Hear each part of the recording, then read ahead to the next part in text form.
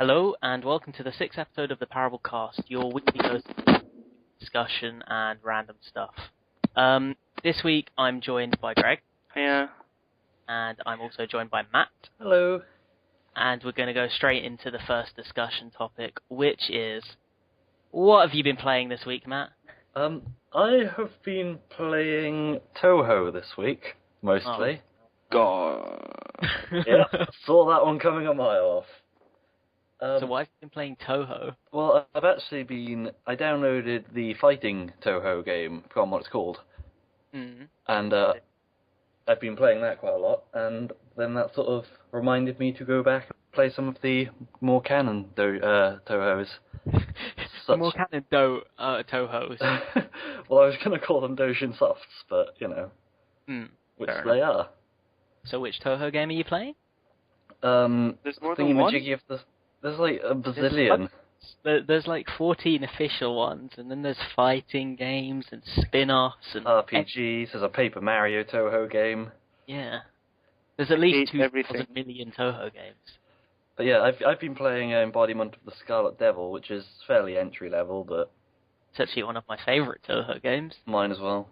In fact, for anybody who doesn't have a clue what Toho is, because they probably don't know what a Toho game is, I think you should probably explain that.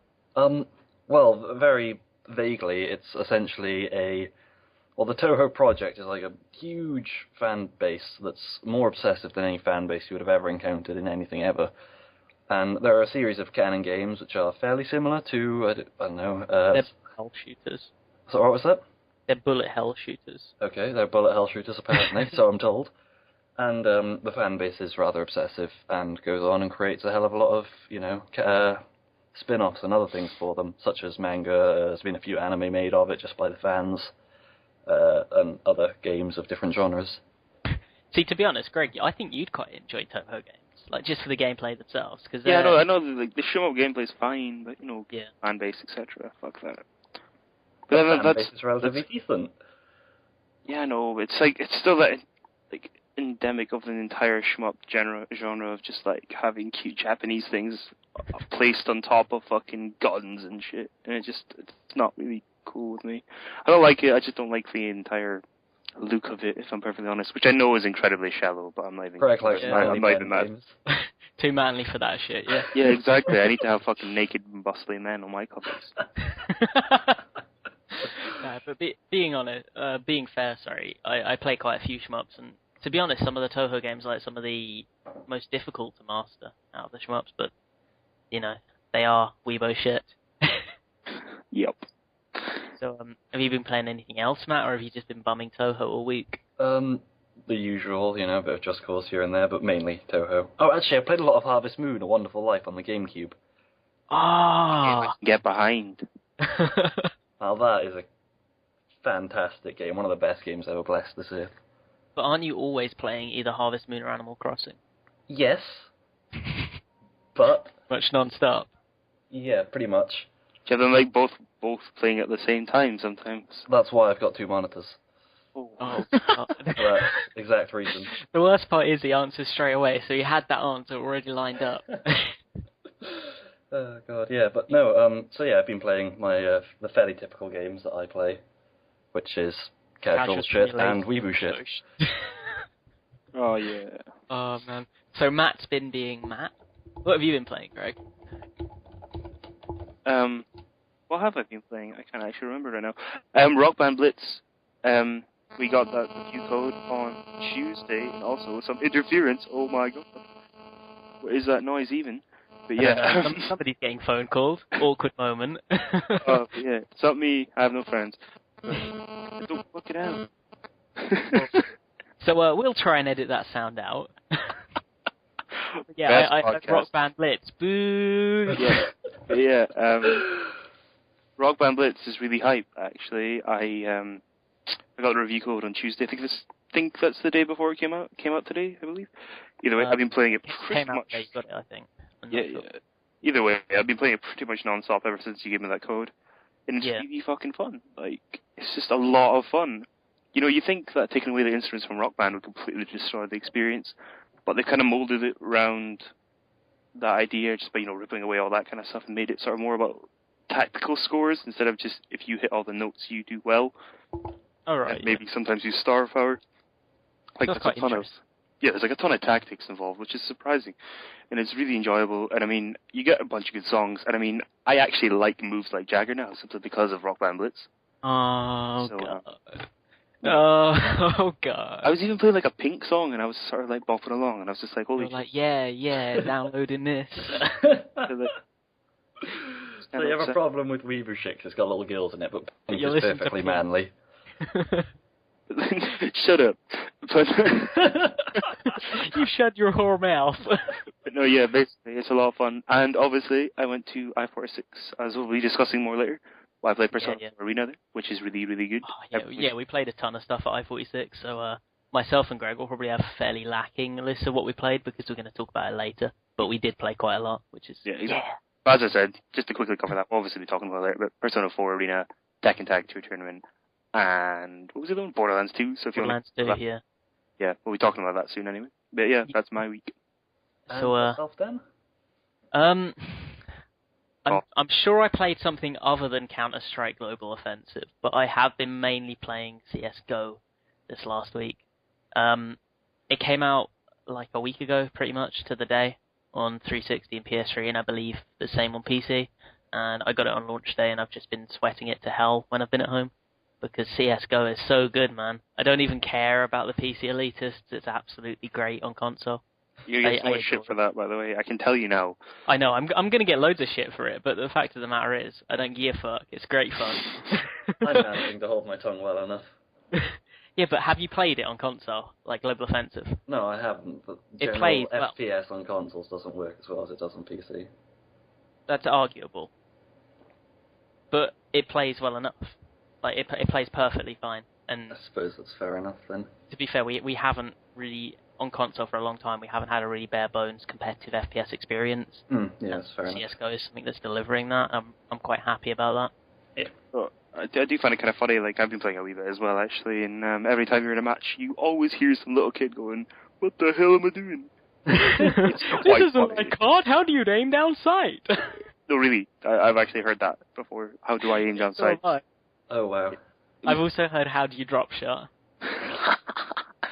That's because you're friends with, the COD people. Yeah, I was in a game with somebody who was like playing it for the first time, and like, this game's fucking shit, mate. How do you drop shot? Well, oh wow, the COD community doing what the COD community does best. Community incarnate, pretty much. Have I been playing anything else? I don't think I have. I've just been playing a little bit of Call of Duty and a little bit of Dust alongside that, but mainly CS:GO and the stuff at I-46. So, yeah, I've probably had the most active week, to be honest, because I've been playing more than one thing. I've been playing several things, just I always play them, so they're not worth mentioning. You've been playing all of the things, like They're your ongoing favorite experiences and shit like that. Yeah. You play the most casual things. It's beautiful. Speaking about casual things, Oh god, here we go. here we go indeed. There's been some lovely news on the best of things, Animal Crossing. Yeah. Oh. Nintendo Direct has recently shed a bit of light on it. And I'm almost surprised that you'd mention Animal Crossing. Really? Almost. Well, I've sort of made it my promise that I'll mention it every podcast forever. Yeah. And, yeah, it's got a Japanese release for the 11th of November, which is brilliant. Isn't it brilliant, everyone? Oh yeah, it's absolutely incredible. It is indeed. And, yeah, so that's that, basically, which I'm really, really excited for. So this is Animal Crossing 3DS, yeah? Yeah, of course, yeah, sorry, I should have specified that more. Um, But yeah, 3DS. so we've only got a Japanese release date, yeah? Yes, but it's better than nothing. Yeah, I was going to say, how long do Animal Crossing games take on average to get over here from Japan? Didn't the original take like 3 years? Well, the original took an entire cycle of console. Yeah. Like, Well, I remember it came out in like... All hope is gone, Matt. No. For starters, the Animal Crossing that came out on the N64 was a completely different game to the Animal Crossing that came out on the GameCube. Was it? Really? Yeah, the N64 didn't have any timekeeping clock or anything, so, Oh. you know. Well, it almost had the same graphics, for Christ's sake. But... Yeah, similar graph, yeah.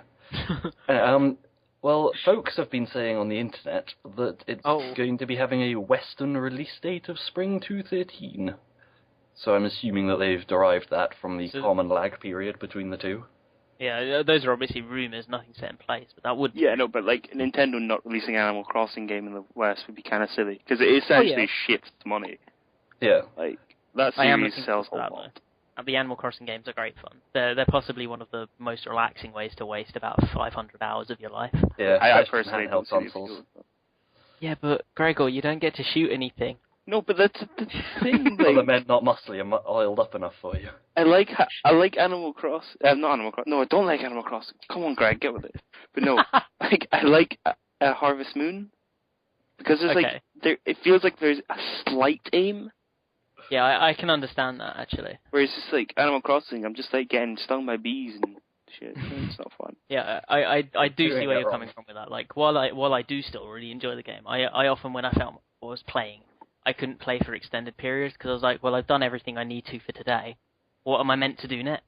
That it'd just be like point. nothing. Like for each, my main problem with it is that paying off your house is easy enough. You just wait until it rains and catch 8,000 batches of coelacanth.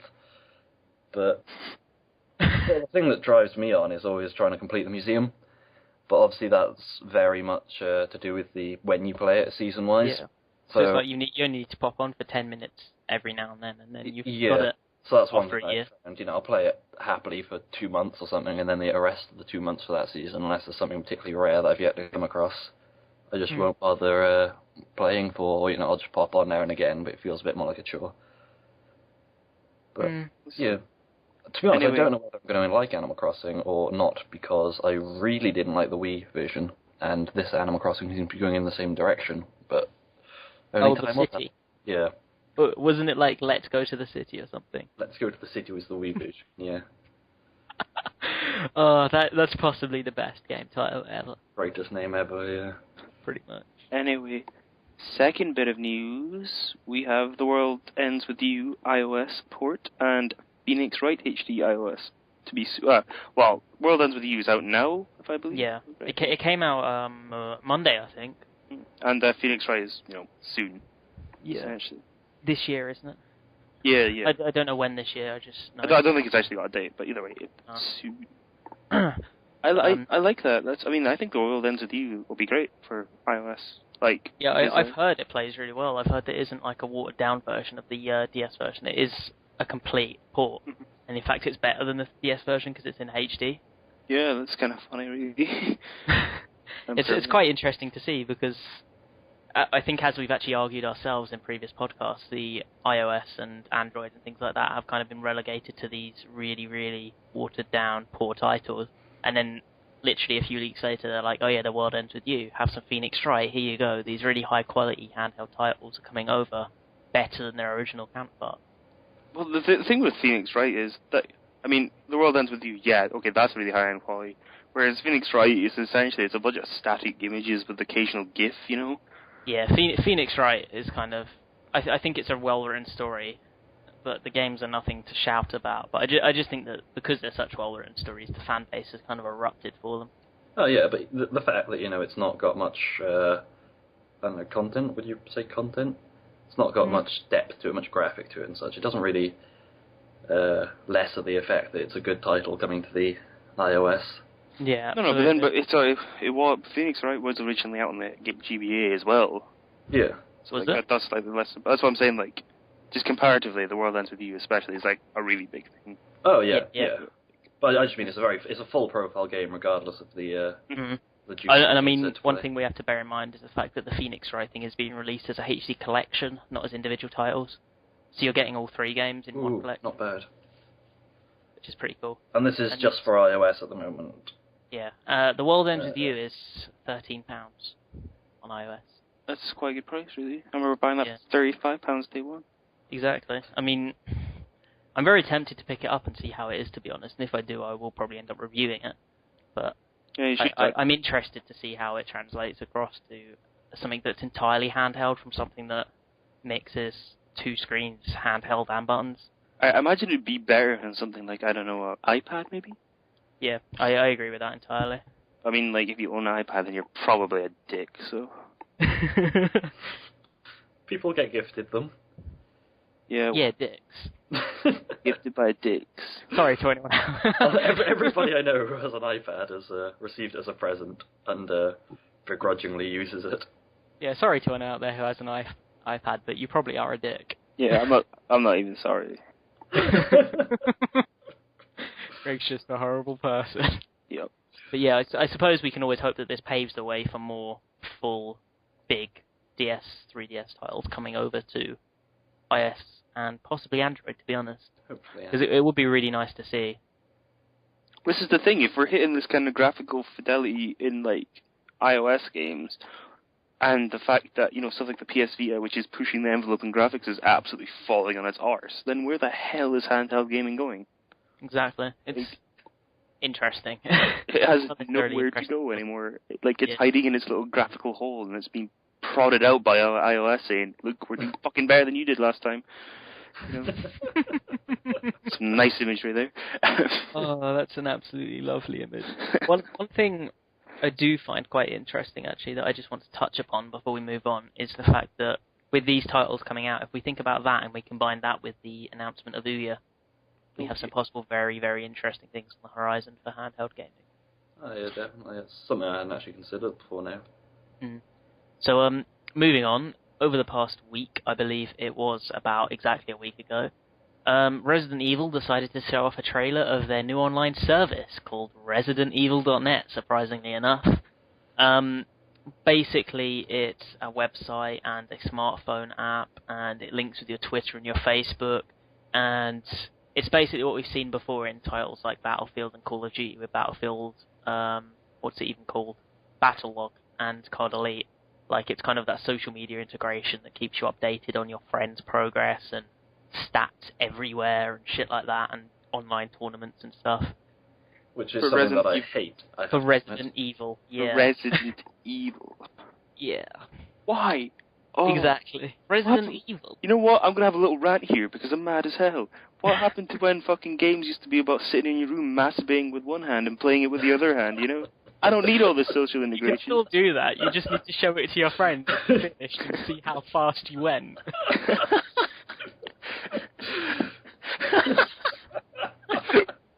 Oh God. What next? They're actually going to start implementing achievements into your masturbation session. That's actually going to be it. Double shot. You Nobody finished in complained under about 10 Google's minutes. intrusiveness then. Finish. Marathon, keep on going for 26 minutes.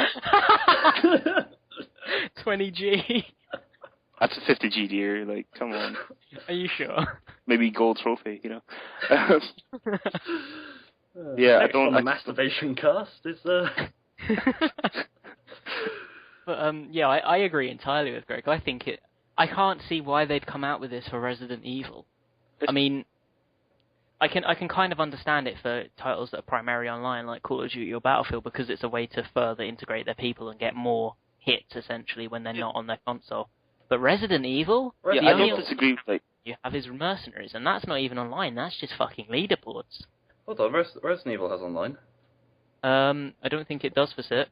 Resident Evil 5 had a terrible matchmaking online, but I don't think 6 has had one announced. I'm pretty sure it does. Well, even if it doesn't, I'm pretty sure it's safe to assume there will be something. Oh, there probably will be, but I know that 5 had Mercenaries and Versus. Yeah, they that's were what average, but Resident Evil's definitely pushing this sort of co-op lark, isn't it, in the community? Unfortunately. Because number 5 was definitely going in that direction. Nobody played the single player, really. In fact, the single player was a hell of a lot worse than the co-op. Yeah, the co-op, it was geared from co-op for the ground up. Yeah.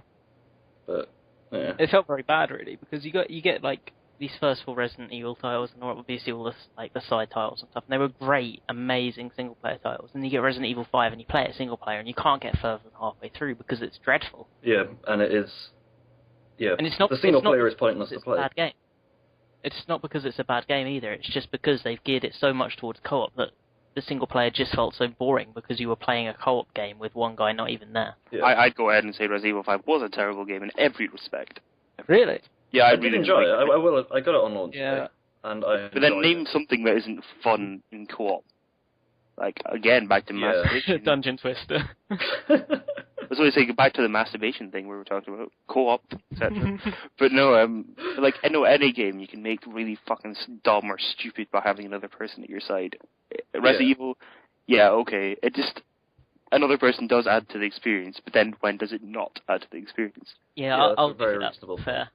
The thing with Resident Evil 5 is that it just took such a huge step away from the whole atmosphere and fear of it all. Because you're not alone in this survival situation anymore. You're perfectly fine with all your buddies having a good time. Yeah, there's never any suspense. You get raped by this royally massive hybrid bio abomination thing, and then your teammate picks you up. It's cool. Yeah, Don't worry. It's fine. I mean, at least in Resident Evil 4, your teammate was shit, so you had to do everything yourself. I mean, like, Resident Evil 4 wasn't scary. Like, no one was scared about it. There was one or two, maybe. The regenerators are scary. That is a fundamental fact. But other than those, no. But, like, that's what I mean. Like, it was tense. It wasn't scary. It was tense. Like, you were kind of like, you know, you were always worried. Something was, like, it wasn't going to pop out. But you always just, like, you were like, okay, I don't like walking into, like, because you're in a foreign area, and that's what made it so scary. Was the fact you were some, like, random jock American in some place he's never like been. Mexico, no, it was like Spain, wasn't it? Yeah, Spain. Yeah, well, that's what I mean. It really feeds into that paranoia of being somewhere that you've never been before, as well as the fact that there's monstrosities, like, trying to kill you the entire time.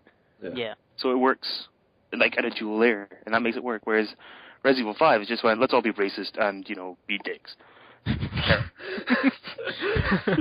Greg, you really don't like implying by that. I mean, like, no, I really feel that Resident Evil 5, and I know a lot of people hate me for this opinion, ruined the series in every respect. And then it continued, like, I mean, all these spin-offs, I know that Umbrella was it called Umbrella City, was it? Oh, Operation Raccoon City. Yeah, I mean, like, I know that was a spin-off and everything, but come on, that was one of the worst products I've ever seen. Sorry, what was that? I'm not actually... That was a third-person shooter, team-based, online, co-op four-player. Oh, okay then. It was like missions where you went in and shot zombies in Raccoon City. I mean, it's Capcom losing the ball on every, like, dropping the ball, on every single one of their projects all over again, except Monster Hunter. Yeah. Pretty. But, yeah, so I think we can all agree that sort of number 4 was the last great title. And I do think everybody agrees with that, to be honest, except for, you know, people who are new to it because of the co-op, i.e. Gamer Girls, etc. Gamer Girls. Because I've got a lot of friends who absolutely adore number 5, and as you might have imagined, their first console was the Xbox 360. Yeah. Right. We'll just say no more on that. We'll just go back to ResidentEvil.net and say, you know, fair enough, they're putting extra effort in to try and provide this social integration, but it feels completely unnecessary, and I don't feel it'll add anything to a title like Resident Evil. I don't know why they've done it. They're forgetting the game, as usual. Yeah. Pretty much. So, talking about Gamer Girls. Oh no. Alright, I'll let you talk about this, because you have an obsession with Gamer Girls tonight. Kinect has received a price cut, so Yay! all of us hardcore Kinect enthusiasts who have been put off by the price can actually go and pick one up for the reasonable price of $109. In the US only. In the US only. Yeah. Yeah, so what's that, about 70, 75 quid? Yeah. So it's like a £20-25 price cut. Yeah. Because I'm sure the Kinect was 100 quid, wasn't it? Possibly, I don't know. Not something I ever looked at. I believe it was about RP 120. Call me if don't quote me on this, but I'm pretty sure that's what it was. Yeah, and I've recently seen it for the £100 mark, so it's another like quarter price slash. Isn't it odd to think that you're going to be able to pick up an Ouya for less than you can pick up Kinect, even after its price cut? I know. I find Kinect so funny, like something developed exclusive for consoles, but works better in every single other way ever than it does on consoles.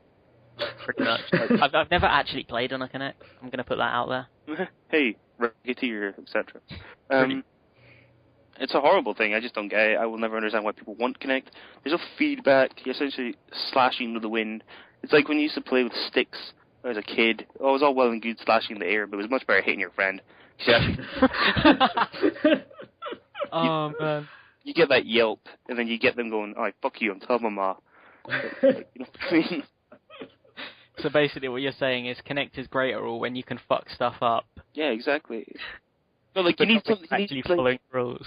This is, like, I don't know if this would work in any way, shape, or form, but imagine, like, if you had, like, something on your hand as well when you're playing Kinect. Maybe like something like A wristband. almost like a power. You remember the Nintendo Power Gloves? Oh, yeah. Something like that on both your hands. Maybe like obviously not that expensive. Something that just gives you a bit of feedback when something happens. And then you can jack off with both hands as you play your video games. Yeah, then you can just like play a game and put your hands down there and you're good to go. You've got a night of fun. On the Perible Masturbation cast, we tell you all the tips and tricks. I mean, like, you just think, when you actually punch something, then you do something, you'd get a bit of feedback. Yeah. Imagine how cool it would be having, like, a first-person shooter game on Kinect, and every time you use a different gun, you got a different feedback from the things in your hand. You get recoil depending on the weapon. Yeah, I can get behind that, actually. Like, if you fire, like, a Desert Eagle, it makes your hand fly back into your eye and, like, blind. And then that's firing. I'm just running through my mind here all of, like, the Call of Duty weapons and how humorous it would be to actually see them with recoil. Yeah.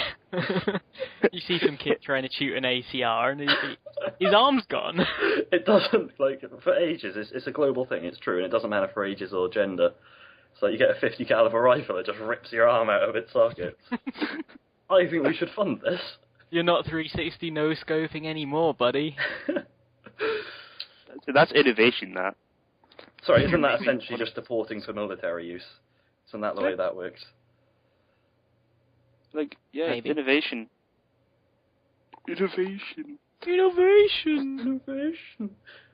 On a similar chain to the Kinect price cut, bringing video games to your living room for everyone, etc., we have a little bit of news on Steam's Big Picture. Yay. Now, I'm assuming most people know about Steam's Big Picture? No. Right. Well, I kind of do, but not in depth. To vaguely jump over it, it received less hype than I actually expected it would, but basically it's bringing Steam into your living room through your TV and that sort of lark. So, you can play all of your favourite games in your living room, and I imagine that has its benefits for some people. Well, what does it run off then? Does it still run off your PC? I imagine so, because their sort of catchphrase for this little lark thing is you don't need to do anything but plug in your controller and we do the rest. Yeah, that's upsetting. Because I kind of thought this was going to be them going, hey, it's on the TV, you don't actually have to, have a decent PC, but yeah, you have a decent PC, which is upsetting. Yeah, I imagine that would be the case. But yeah, that's getting a release for, or it's entering beta mode next month, and so some folk will be able to get their hands on it. Main thing, as with everything like this, is I'm worried about input lag. Just everything to do with anything with PCs and TVs and linking them together on like the same kind of ways on live and all that kind of thing is that there's going to be input lag. And I know people mind. I mean, if you're playing like a casual, like not even casual game, if you're playing through a campaign, you're playing the AI and the normal mode, it's fine, no big problem. But if you're playing like Street Fighter or for you guys Tohu, I guess, you need that precision. I imagine it'll be a direct connect from your computer to your TV. See, the thing I have with this, a lot of modern PCs have connections that you could do this with anyway. Yes, this is what I thought. I often plug my computer straight into my TV. Why would you need Steam Big Picture to do something you can do with your computer and TV anyway? I'm not sure if I'm missing the main picture on this whole Big Picture thing, but I can only assume it's because you don't need to unplug your screens or something. I don't know. I don't know how it works, to be honest, but this could just be Valve interesting. Quite clever and be packaging something you already have. Yeah, that's all I can see it as. Like, oh yeah, you plug it in, it's good to go. Yeah. We're doing something you could already do yourself, but if you're an idiot, you didn't know how to. Valve are very good at marketing. Incredibly good. Yeah. It's got like hell, they managed to sell the shit Half-Life games. 8 million Sorry, comments later. I'm gonna get Parable closed for that, aren't I? I'll kill you. Did you like Half-Life then? Yeah, of course I liked Half-Life, because I'm not a dick. Half-Life 1, obviously. Average. Half-Life 1 was above average, but yeah, not great. Half-Life 2 is an amazing game. That's right. It is. Like, I don't even care. Just don't talk. It is. Just stop talking right now. You're wrong. Unless you say it's an incredible game. Yeah, but it's no Harvest Moon or Animal Crossing. Yes, it is. It's better than both of them combined. It's not. It's essentially combined, a watered-down version of Animal Crossing. I love... It's no damaging Pacific Squadron World War II. people talk about TF2 and they talk about Portal and they talk about Left 4 Dead, but no, none of that compares to the Half-Life 2, which is like a game. Left 4 Dead 2, Left 4 Dead even in general, I've never liked. Portal has always been a good side distraction. And TF2 is fucking hats. TF2 is fucking hats, fair play. Yeah. But I've yeah, I never suppose tried in TF2. conclusion, Steam Big Picture, as far as we're concerned, it seems to just be what we can already do, but for idiots. Obviously, Steam have got a lot of things coming out. I mean, they got their own video editing mode coming out, or possibly already out. They've got their indie game examination initiative, which is that Steam Greenlight thing, Yeah. which actually goes live it goes live tomorrow. Oh, okay. Oh, also, sorry about this big picture thing. If it turns out it's like the best thing ever, we're really dumb. Sorry. Yeah. Yeah, I get the impression we're missing something fundamental here, because it does just seem very lackluster and pointless. Absolutely. We probably are, so it's cool. Oh well, we'll move on. Now, this is the second half of the podcast, which means we're going to talk about some things more in depth rather than a bit less in depth, like we did just now. Myself and Greg have just recently got back from Insomnia 46, which is a massive gaming festival in the UK, and we were there on Friday, Saturday, and Sunday, and we left on the Monday. And over the weekend, we got a lot of footage, we did a lot of coverage, we got some business deals, etc., etc. But one thing that in particular stood out to us that we managed to get a play test of was Borderlands 2. So, I was thinking myself and you, Greg, might as well talk a bit about Borderlands 2 and let Matt ask some questions about Borderlands 2, and we can just answer them as best we can. I could just Yes. cry in the corner if you'd Played rather. Are you jelly? Marginally, yeah. it was good. I I can enjoyed imagine. it a lot. But yeah, there was like this giant Borderlands booth set up, and inside there were 6 consoles, and they were set up with both PC and Xbox input, so you could just pick up the controller or play with the keyboard and mouse. And 4 of them were linked up to a co-op booth, so it was 4 people playing co-op, and there was 2 single-player ones. Unfortunately, you didn't get to pick your character or anything like that. You got pre-assigned a character depending on your booth, as well as your weapons and your level and your abilities. You played I'd say it was about a third of the way through the game, I estimate. What do you reckon, Greg? Like more, somewhere like, actually no thirds. Yeah, okay, yeah, whatever. That's a Yeah, fair chunk. your character was about level 25, and we were playing characters that were actually higher level than us, like level 28 or so. But you played through like quite a large mission where you were assaulting what's his face's, wasn't it like handsome guy, handsome something, was it Handsome Jack? Handsome Jack. Yeah, you were assaulting Handsome Jack's statues in one of the city centres and shit like that, and like it was a big like 15-minute mission on that. And myself and Greg played co-op with 2 random people who were awful. They were so terrible. They were terrible. But yeah, and Michael played single player because he decided he didn't want to play with us for some reason. No, I think it's because we rushed in and just went, fuck off. Yeah, we just kind of jumped on the first 2 booths. We were like, I'm on then, we've got this.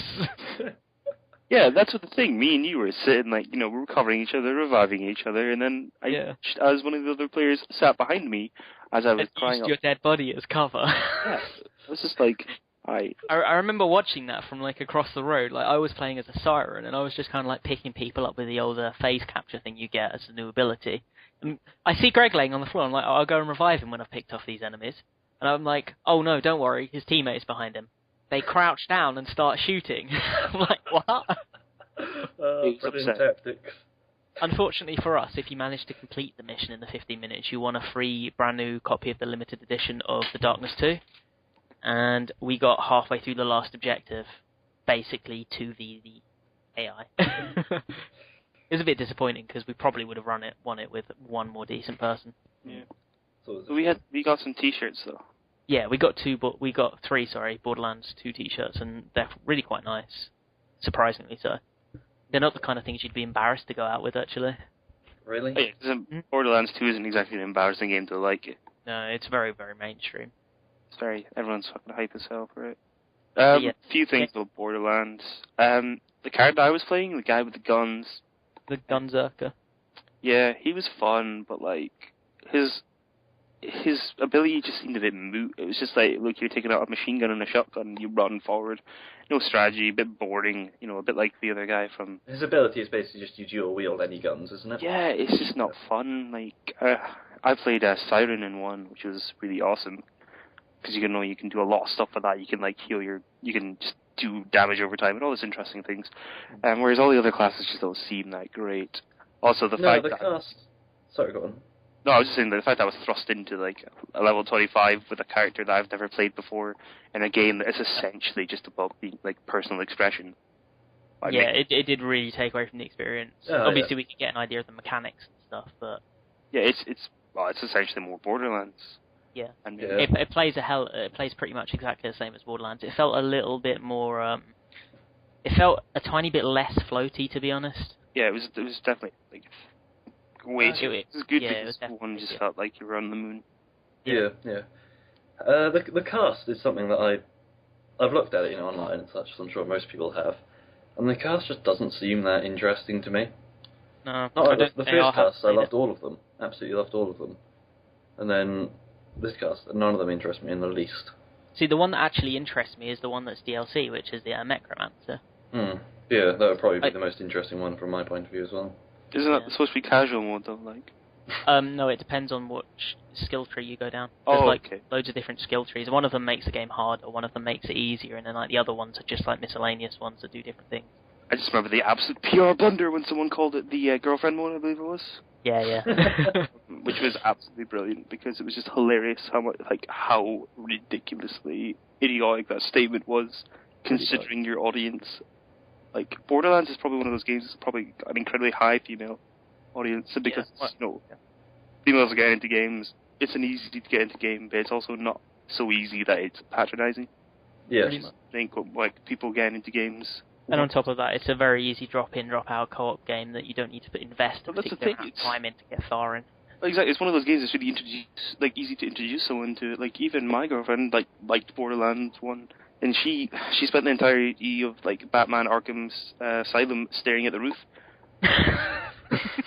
She's in a boss fight, she somehow won by just mashing X, and I was like, wow. Yeah, that's how Batman works, though, isn't it? It's not even a lie. Yes. Mash X to bat. Yeah, exactly. Bat's got a bat. That's what I'm saying. It's an incredibly easy game to get someone into. So I feel like saying that was an incredibly stupid thing. Sorry, back to the actual game. Back to Borderlands 2. I hella enjoyed it. It was Borderlands all over again. It was the guns felt a lot more unique to one another. It felt a bit more weighty. It felt a lot more difficult. But that might be because we're not on our own characters. People, yeah. Well, the thing with Borderlands, you can make it as difficult as you want because you progress at whatever speed you want to. Well, you can either hang back in a low-level area and wait until you're always 2 levels higher, or just go ahead guns blazing. Well, yeah, obviously, but I mean, in the gameplay itself. Oh, okay. Fair. With the amount of people, in my experience, I felt that there were a lot more enemies on screen at the time, and those enemies were not only smarter, but they dealt more damage to you. Oh yeah, well that's generally with the progression of technology, isn't it? That's what I'm saying. It's more difficult. The thing we missed was also there was a repair drone flying around for the entirety of half the level, and no one noticed it until I started. Yeah, I know. There was actually 2 flying around because I remember shooting one fairly early on. I just remember, come on, lads, pocket car boys. I felt like just taking off the headphones, just going, "What are you doing? Step your game up, laddie." Actually, I'm sure it was a girl next to us, wasn't it? I think it was a couple we were with. Oh yeah, one of them was dreadful. No, one of them was dreadful. No, one of them was dreadful, and the other one was kind of trying to help, but just couldn't shoot anything. But yeah, Borderlands 2 launches on September 21st, and I will be picking it up on launch day because, having played it, it's more of the same but better. I'm hype. I'm going to be as well, and I'm sure the same's going for Greg, is it? Yeah, I mean, I'm not as hype on Borderlands as everyone else because of reasons I don't want to get into because I'll be here for hours. But, one thing to say on Borderlands quickly is it's trying too hard this time. Oh, yeah. Greg was watching a trailer and he got mad. He literally stood there in the thing, gave the weirdest look and went, well, while we were watching the trailer. Yeah, I'm pretty sure the PR woman just looked at me and I just got the PR woman kind of looked at Greg like, what on earth are you doing? Were they just sort of trying to create the same sense of humour as this one had, just really badly? Well, yeah, because the first one, even then, I still think the first one's a little bit forced. Yes. Like Ninetales. He also has 2 penises, though, or whatever the hell it was. You know what I mean? Like, that kind of silliness. I mean, it's not game-killing, and I don't mind it. It's very childish, and not... I mean, the whole game, essentially, is kind of childish with the loot, kind of thing, and that's fine, but come on, stop trying so hard. Yeah. I mean, it's a game that's 15+, and it's appealing to 10-. Yeah, you are right in that. The humour is a bit Well, iffy at that's times. gaming all over, isn't it? Pretty much. So, moving on, we obviously, like we said, we played Borderlands 2 at I-46, and hell yeah, we went to I-46. It was grand. I think we should have a bit of a chat about I-46 itself. Maybe do the same kind of format. We can just talk about whatever shit, and Matt can ask any relevant questions to kind of add to the conversation. But yeah, so Greg, do you want to start this one? Yeah, I really liked I-46. It was pretty cool. Like, we went down on Friday, then walked into the big LAN hangar, and then I just kind of went, well, I'm boiling, because there's 1,000 PCs with their arses, like, turned to you, and it was just horrible, because you literally felt like you were in an oven. I can actually imagine that quite a lot. Yeah, exactly. Like, a really hot, and, the land mass of everyone in that room didn't help as well. The nicest spot. It'd be hot even if they were regularly sized people. Well, even then it'd be less hot. But, so that was cool. Like, we could walk around there, and I just found some of the stuff around there incredibly cynical. I will get to the good parts about this. I'm not just going to be incredibly negative about the entire thing. But the fact that you could order food from, like, across the hall to your fucking seat was like... yes. It was the worst thing ever. No, it was wonderful. Shut up. Here's some fucking chicken. No, you could order beer as well from the bar. You do, or you could walk to a fucking bar like a real human being. Unfortunately for us, we didn't actually have any seats, so we couldn't try any of this. Yeah, well, we found the press room fucking on Sunday afternoon. Yeah, like tits. We were just like, there, yeah, cool. Yeah, we got there. We kind of just put the press room off. We kind of got there Sunday, and we're like, there's a press room just for us, and we've never been in it or found in it. Shall we have a look? Yeah. But I-46 was we were all very confused because we're very young. But no, the exhibition hall, however, was much better. Like, I saw the Pokemon cakes. They looked really good. Yeah, there was tons of them. There was like Kirby, Jigglypuffs, Umbreons, like, I think there was Mega Man. My Kirby's. Oh, right, I see. It was just video games, was it? Yeah, it was just video games in general. Oh, I see. I assumed. I thought it was obviously Pokemon faces are a bit easier to do on cakes. Yeah, they're very recognizable as well. Yeah. Just stuff like that. Pretty sure there's a Mario face, that kind of stuff. Yeah. Clearly, like, the company was just like a cake company, but clearly they made some specific cakes for the thing. They're specific to the area as well. Yeah, really good cakes, £3. It's just slightly extortionate, but then everything in that thing is extortionate, so... Yeah. That's the way it works. There's a lot of PC stuff around, because, sweaty neckbeards and PCs go hand in hand. Yeah, it was very hot at times, unfortunately, but... Yeah. I'd say during the gameplay sections, it was sweltering, but in, like, the exhibition hall, it was really quite nice. Yeah, there's never enough air conditioning. I don't think any amount of air conditioning would do in these places, but they are just ludicrously hot. They did their best, obviously. Yeah. Obviously, you had Borderlands 2, which was a nice big booth in the middle. Everyone was quite hyped for that. It was actually the only place that really had queues. They had XCOM as well. Yeah, which we didn't even notice. Whoops. Yeah. It was quite well hidden, though, to be fair. They were just kind of sitting there. They had a lot of stuff. I mean, obviously they had Tekken Tag Tournament 2, they had Star Void, they had a booth set up so you could play Assassin's Creed 3, Shoot Mania. Assassin's Creed 3 looks really nice, by the way. Yeah. But really? The frame rate. I know some... That variable frame rate, man. In the trailer that I saw of it, I'm not sure whether it was because it was like a slightly earlier trailer, but the graphics looked awful for the number one. The leaves were worse than Just Cause 2's leaves, and that's saying something. And he was running through the snow without any footprints behind him, which is something that even Metal Gear Solid 1 managed to do. Well, from what we saw, which was like kind of live gameplay, we're not really sure how pre-planned it was, but it was live gameplay. It seemed like he knew the route, though. Yeah. We didn't actually have a go, but we could have had a go if we'd wanted to. Yeah. But it looks fucking gorgeous, but there was random frame rate drops where it would drop definitely below 30 frames per second, noticeably. Okay, then perhaps what I saw was just, a teaser, before it was properly developed. Yeah. But obviously, apart from those very, very, very noticeable frame rate drops, it was fucking beautiful. Oh, that's nice. It's something that a game like Assassin's Creed needs. Adds so much to it, having nice landscapes. Also, like, there was a lot of PC stuff, like a lot of stuff you can buy, take part in. There was a lot of competitions, a lot of free pens, which was nice. Yeah, an awful lot. You picked me Also, up my any free favorite part of the pens. whole thing was the fighting area, which was cool. It was just sort of like a small bit of the side that did its own thing with a bunch of 360s, PS3s in the Tekken Tag Tournament Japanese cabinet setup, which was awesome.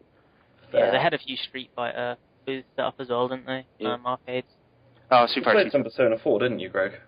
Yeah, Persona 4 Arena, which was really nice. It's stunning. It's so pretty. Like, Oh yeah. Something I thought about picking up. It's not out yet. Or when it comes out, yeah. Yeah, don't think about it. Do it. It's such a good game. Yeah, it was fucking. I didn't actually get to play it, but I watched a good hour of it combined over the course of the weekend, and it was bloody lovely. Yeah. What are the characters like? Surely there's a slightly limited amount of characters. There's at least 20. Yeah. Oh, okay, fair enough. Because obviously it's not just Persona 4, it's from Persona 3 as well. Oh, okay, yeah, makes sense. Yeah, obviously they just kind of bumped it up. So like, why not? I'm probably gonna be like looking to play Chie or that guy. I can't remember his name. The guy was just using his fists and like used. Oh, Hazama was it? I can't remember. The homosexual. Possibly. No. Oh. Yeah, but that was cool. That was really cool. We saw some Dead or Alive 5 gameplay, which is Dead or Alive. It's about counters. It's about getting a few combos going and then countering everything forever. So it's not much change there. Yeah. Some guys trying to get in a girl's pants by shoving her on and telling her. Yeah. And then booing the guy who was beating her. Yeah. Sportsmanship is dead. And then obviously me and Greg were kind of sat behind saying she's not going to fuck you no matter what you do, bro.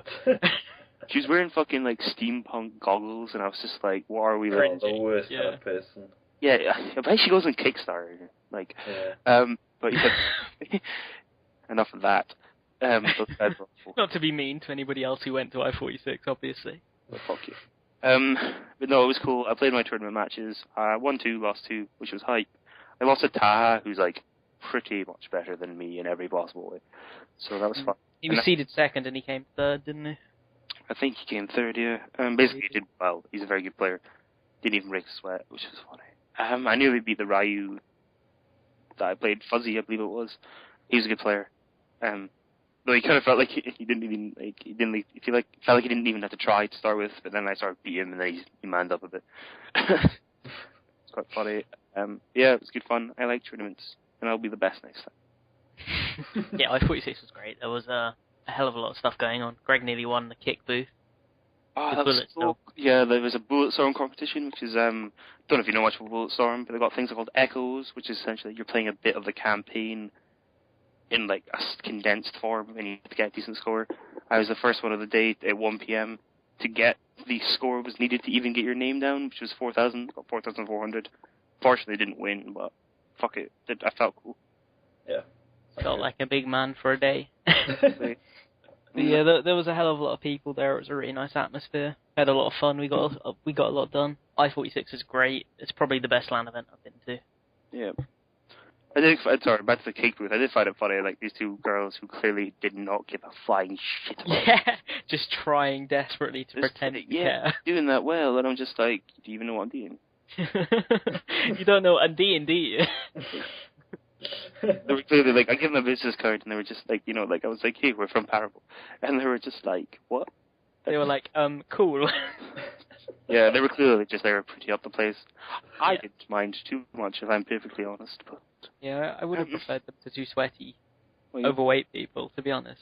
Yeah, no, but you know, everyone knows that being good at Bulletstorm gets you all the girls, so it's fine. Oh, yeah. You were wading out of that event, weren't you, Greg? No, he was wading into it, actually. Well... Yeah, I-46 was pretty cool. It was pretty overwhelming, though. So we're going to be back next time harder. We will be back. I-47 is at the end of November and the start of December, and we will be back in force. So come say hi. You what, sorry? I was just going to, if people go, come say hi to us. Yeah, definitely. If you see us and you actually recognize us, that is. Yeah. Small ginger and large tall guy with cool shoes. Yeah. Oh no, and Greg's got his customary black shirt that he uses for pulling and jobs on. God damn, my secret shirt. Its secret is out. You're gonna have to lend me that shirt at some point, Greg. Okay, cool. There's a stain on it though. You'll Don't never. worry about it. There'll be more after it. Wait, well. Next on the masturbation cast. Moving on quickly to our new best friends. Oh yeah, we met these guys who represent a company called Gamestacker at I-46, and obviously we had a really good relationship with them, and we thought it was definitely worth talking about them a bit more in depth here. And I'm gonna let Greg do his PR pitch here because he is the PR boss man. Yeah, they're pretty cool, I guess. No, but really, no, these guys were pretty cool. I went up to, I was chatting to I feel absolutely terrible. I can't remember the guy I talked to first name, but I think the other guy I talked to was called Aaron. Came over, just started chatting away, gave us, exchanged some business cards, talked about his idea to us, and we were like, holy hell, this is hype. And then once Dan actually worked out how to use an iPhone, even. Yeah, they were like, oh yeah, you can download our app here using this what do they call it? You know them cubes, the Smart QR computers, cubes. Yeah, Dan. using the QR cube, and I was like, I kind of don't have a QR downloader on my iPhone, so like, well, you can go through the App Store and do it, and I'm like, fuck, what's the App Store? So I managed to find it and download it eventually. So you mucked around with it. It's really cool. Yeah. Obviously, it's logistically, it's still kind of south It's of very England. small at the moment, obviously. It's got the bare bones of what they want to do with it, but obviously I can imagine they'll be expanding with it almost on a weekly basis. So what exactly is it? Basically, it's a game trading / sharing thing. Yeah, it's a game trading network, basically. Yeah, It's like it's a peer-to-peer game trading app. Yeah, Okay, it's so on like you- smartphones and stuff. When you say game trading, it's like I could go and put one of my games up there and say I want it for this game. Yeah. Yep. Oh, okay. Or like you could put it up there and you say like, oh yeah, I want this game, or this game. And if someone offers it, you can like auto trade, and then like you send each other your games, etc. Oh, okay, that's really It's like interesting. stuff like, yeah, like they're going to be expanded so you can actually buy games. I'm sure you can offer games for other games even if someone's not looking for that game, kind of thing. Yeah. That sounds See, actually sounds like a really good idea considering how expensive games are. Basically, like if I was to go through the logistics of what you actually do, reading this off their site actually, it says how it works. Number one, you add your unwanted games to your stack. And then you can search for gamers that are actually in your area. It uses you just put your area code or whatever, and it will search for people in your area who also signed up, Okay. and it will put those up like in your search bar and all that, and it will show you if you've got any, like if they've got any games that you want, or if you've got any that they want, and then you can just like message them or something, or it'll auto pop up saying, oh yeah, they have this game you want, they're in your area. And then you can message them and say like, do you want to trade this? Do you want to trade that? Etc. Sounds Like really that. good. Sounds like the type of thing that if it went like a little bit big, it would go massively big in an instant. Yeah, I feel it's the kind of thing that if they manage to get some attention behind them, they could go huge. And Yeah. they kind of deserve to, really. Yeah, you can go huge, get 4-piece, etc. But no, I'm just going to go ahead and like put my first offer into Gamestacker, even though I don't have a smart device. If they give me Double Dragon on the Game Boy, I'll give them a shiny Charizard card. Oh, didn't they have that there? Yeah, that's what I'm saying. I saw it, and he put it on my face, and I was like, oh my god, I need this game. It's terrible. I need it. Because Gamestacker's great, though. I really like Gamestacker. yeah, we all Actually, really like it. I'm going to go on the app now. Myself and Greg have like had quite a look at the app and really enjoy it. I'm actually going to submit a few of my games to it. Yeah, I basically looked over it, and I didn't do anything with it, but having actually, spoken more about it, I've definitely got a billion games that I don't play anymore on my 360. But yeah, if you want to check out the website, you can find it on www.gamestacker.com, or you can search Gamestacker into Google Play or the App Store or the Android Store. I don't know what the Android Store is called. Google Marketplace or Android Marketplace. Okay. But, obviously with Gamestacker, there's a series that we've got planned that we might, coincide with the fact that we're talking to Gamestacker. So basically, watch sign this up space. because it'll be worth your while. Basically, yeah. It's the Get best hype idea. and look forward to it. Yeah. So, as a very short topic, I think we can round the podcast off with this final topic because I don't have much to say about it. The 3DS has been out for a good year and a half now.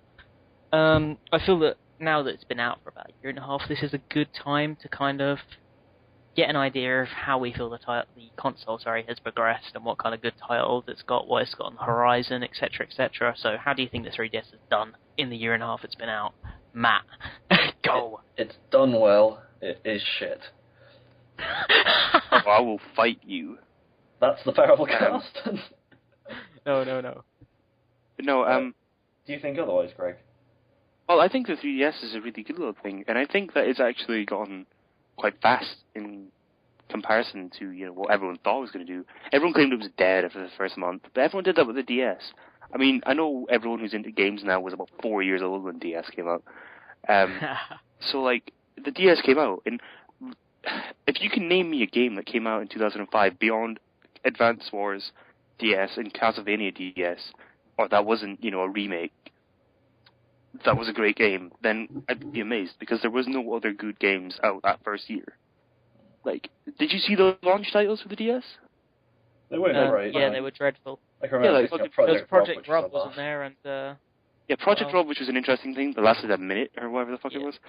Pokemon Rush, poke Pikachu in the arse and make him win races. I got that game. It was horrible. Me too. I hate it. Zookeeper, which is essentially a GBA game, but you can touch it. Which is a lot of things. Super Mario 64 DS, great game. But it's a remake. No analog stick. What the hell? They did try and tell you that you could move by using a touchscreen, but that was horrible. Yeah, I don't think anybody did that. No. Yeah, exactly. So there was nothing good for the DS. Same with the 3DS, though. I mean, the 3DS launch titles were horrendous. Street Fighter 4, which is essentially the shit version of Street Fighter 4. It doesn't work. It's horrible. Yeah, well, so Pilot Wings. Pilot Wings lasted about 3 hours. Yeah. Not a good game. There was a what was the other? There was a Ghost Recon game that came out, strategy game that was half decent, but Yeah, that's probably my pick. That was my pick for the first bunch because it was just like Fire Emblem with some people that I've never heard of before. That's the same for me myself. I mean, 3DS is just full of potential right now. Yeah, I mean, we were getting some good titles, like the Resident Evil title that recently released for it, like maybe about 4 or 5 months ago, maybe a bit more. That was meant to be a really good title, actually. Like, that was a stellar title. Obviously, I played the demo of it, and I really enjoyed that, to be honest. And it seemed to have a bit of an element of atmosphere to it, much more than recent Resident Evil games. Yeah. But obviously, with Nintendo, we know the way they sell themselves is with their first-party support. So we've got the hell of a lot of Mario games. We've got stuff like Paper Mario. We've got Luigi's Mansion coming. We've got Animal Crossing. Mario looks great. Animal Crossing is going to be either the best game ever made or another disappointment, following Wild World. But no, Harvest Moon. All right. Well, 2 Harvest Moon games have come out on the 3DS, and they haven't come over here in Britain. Oh, well, you're going to fight some people. Yeah. Yeah, go over there and beat you're going to need to break some legs. There was one. That's not really like. Give me that's not the kind of behavior you expect from a Harvest Moon fan. Give me a minute. Let me just Google something here. So while Matt's googling that, see what I think. The 3DS, it didn't do too well in its first year, but it was expected that it wouldn't do too well in its first year. But now it's getting a lot of high-quality titles, more so they could really expect from a handheld title in a year. And I thought the next 2 or so years for the 3DS are going to be fucking great. Yeah, well, maybe actually should buy one then. Yeah, I think by the start of next year I probably will have a 3DS, because it's becoming worth the investment, especially now that it's had a big price cut. Yeah, almost as worth it as the Vita, Dan? Hey! To be fair, I hope that has the same shift, because to be fair, it's only been out like 5 months as well. Yeah, no, I do like the Vita a lot. I think it's a lovely piece of tech, and the games are really cool, but they're just not good enough. Especially because Sony is like cross-platform, but then there's nothing fucking unique on the Vita except for grabbing. I feel personally, in comparison to 5 months into the 3DS launch, the Vita has a better lineup. But the 3DS had all this on the horizon, and the Vita doesn't really. Yeah, I won't fight on that. I just think, also the 3DS has also got far too many fanboys helping it along. Those people who were going to buy the 3DS day one, no matter what. They could have literally had Mario Shitting Simulator. Guys, that could be the only title on the console ever, and it would get a few 100,000 sales. Guys. What? The Harvest Moon game that I thought wasn't coming out here has already come out. I'm happy. Oh, man. And I think this is kind of proof that Matt is pretty much a casual gamer. Everything's warm and fluffy in my life. So, on that note, I think it's time to end the Parable cast. Everything's warm and fluffy in Matt's life. Bye-bye, my lovelies. To say, Greg? Yeah, bye. I'm going to play video games. Matt? I love you all. So, Greg's going to go drink and play video games pretty much like every night. Matt's going to smile at you and possibly do something that shouldn't really be considered normal. Or go out and buy the title. It's Harvest Moon Tale of Two Cities, by the way. But yeah. Oh, okay, fair play. It All looks that. great. Looks great. And I'm just going to say goodbye very awkwardly because I have nothing else to say. So good night, guys. We hope you enjoyed, and we hope you look forward to the next episode. Bye.